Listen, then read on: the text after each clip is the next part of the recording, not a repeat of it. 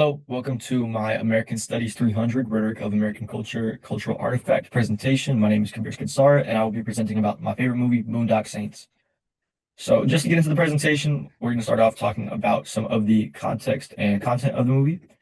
Um, so, this movie came out in 1999. It's an action film with a focus on vigilantism and street justice, and it also has a relation to hip hop culture in terms of fighting against power dynamics and structured authority and the legal system. The movie features many themes, including bystander syndrome and religious tones. Bystander syndrome is explored through the mentions of the name Kitty Genovese, which I will get into a little bit later.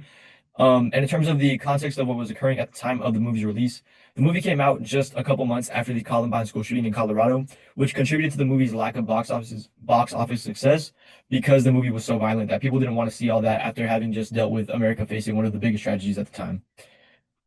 At the same time, the fall of Soviet Russia happened just 10 years earlier, which informed the movie's plotline, being that it focused on organized crime and the Russian mob. So with that sort of painting the picture of what was going on in the world at the time and the shape of American culture, I want to get into a little bit more about the plot. So the plot and background of this movie focuses on these two brothers right here, devout Irish Catholic brothers known as the McManus brothers or the Saints. They fall into the middle of a gang war between the Italian mob and Russian mafia, which is occurring in their hometown of South Boston. And at the same time, the FBI and local law enforcement are investigating organized crime in the same area when they discover that both these brothers and themselves have the same goal, which is ending the war. However, they take two different approaches. These two brothers right here take a very violent approach, wanting to just kill all gang members and eliminate all the evil in the city, as they deem it, in order to bring peace back to South Boston. Whereas the FBI and local law enforcement want to go the more traditional paper route, and they just want to make arrests, put people in jail, and go the traditional route through the legal system. So that brings me to my next big point about this movie, which is the idea of this pursuit of justice outside the legal system and gang culture. So the sentiment of a failing legal system is something that we both see in the movie as well as in real life.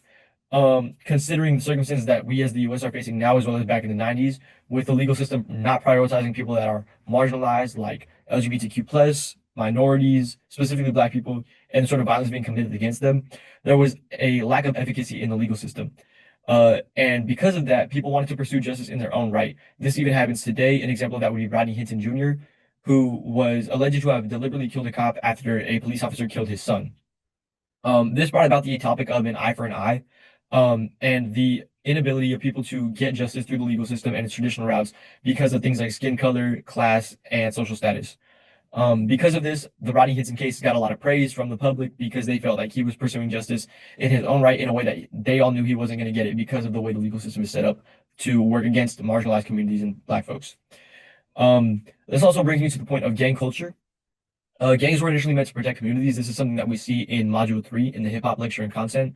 In the documentary that features Africa Bambaataa, as well as the lecture that Dr. Rowe did, there's talk about gangs like the Black Spades, which are initially set up to protect the South Bronx from the lack of legal presence, from the lack of police presence, as well as the lack of firefighters and things like that.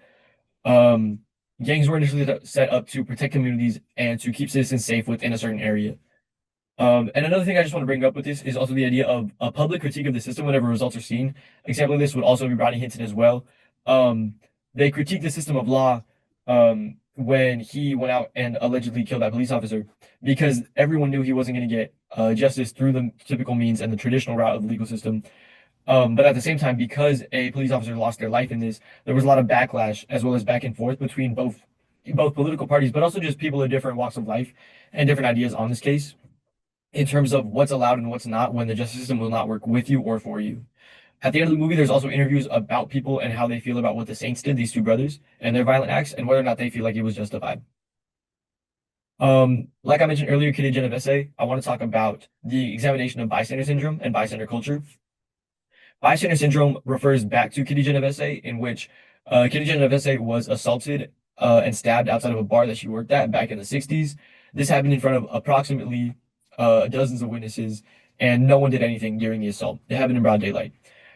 This led to the study of bystanders and the bystander studies, which was a series of tests conducted about people and their ability to act when someone else is in distress.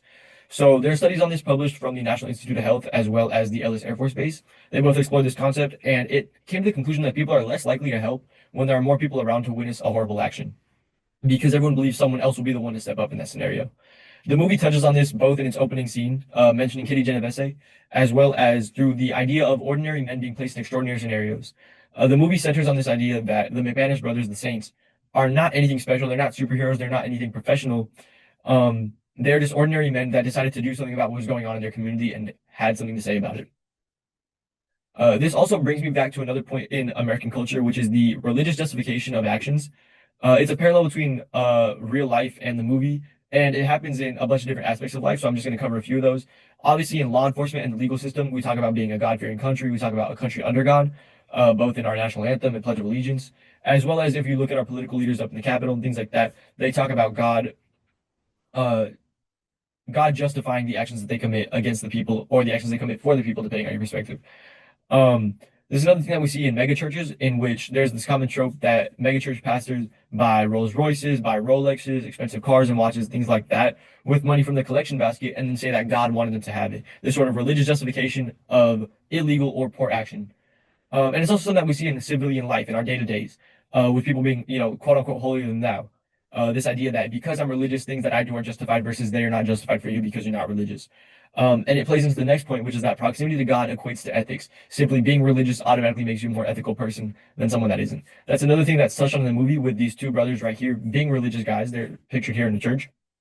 The killing that they do is quote unquote deemed worthy and deemed ethical because they're doing it in God's name. This also plays into the idea that we see typically in culture, this idea that Monday through Saturday are absolved on Sunday. People that sin throughout the week but still go to church are justified in what they do simply because they repent or simply because they go to church versus ending their sins and changing their ways and changing their actions. Another justification for religion that we see in the movie is this idea of a religious calling, something that's also mentioned in Unit 3 in a different way, or in Module 3 in a different way. This idea that religion justifies what we do because God calls upon us to commit certain acts. Um, and this is loosely related to the justifications of inner self allowing for illegal behavior. This is something that's mentioned in Module 3 through the Acid Rock and Hippies lecture and documentary, in which people that take illegal drugs and illicit substances are allowed to do what they do simply because they're on a journey of self-enlightenment or they are deemed worthy by higher voices that they hear in their head. This again plays into the movie's theme, in which these two brothers feel like what they're doing is valid in terms of their acts of violence because they feel like they're on a journey of inner peace and bringing peace to the world.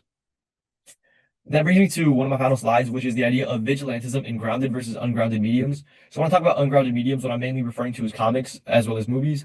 Right now, we're in the modern age of comics with characters from the Golden Age.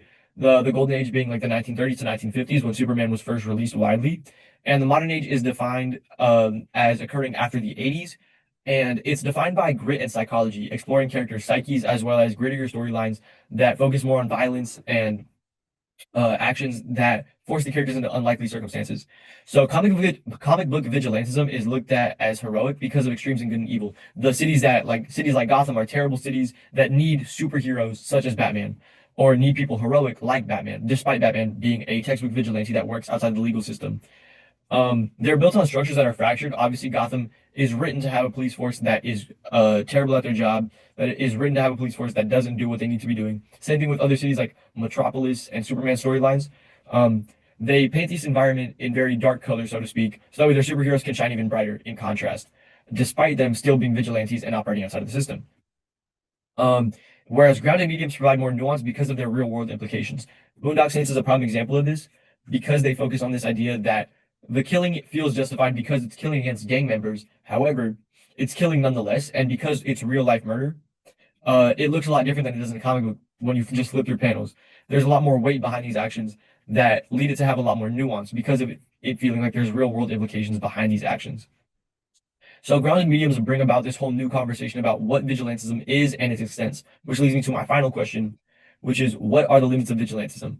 I chose this question as my final one because of what we talked about in Module 1 through Dr. Rose's lectures, which is about liberalism and the freedoms and rights and where they end. One thing I remember from that lecture was that Dr. Rose was talking about how the founding liberals wanted this idea of freedoms being extended through the body. So, like, I am free to do with my body what I want, so long as I do not encroach on your freedom to do with your body what you want. Um, the example Dr. Rowe used was about, I can do whatever I want with my body so long as I do not harm your body. But when other people are harming other people, at what point is it not right to intervene, or is it right to intervene? So my ultimate question is, what are the limits of vigilantism in the modern day, and how does that equate to Boondock Saints and things like that? Thank you for checking out my presentation. I hope you enjoyed. And if you have time, check out the movie. It's pretty solid.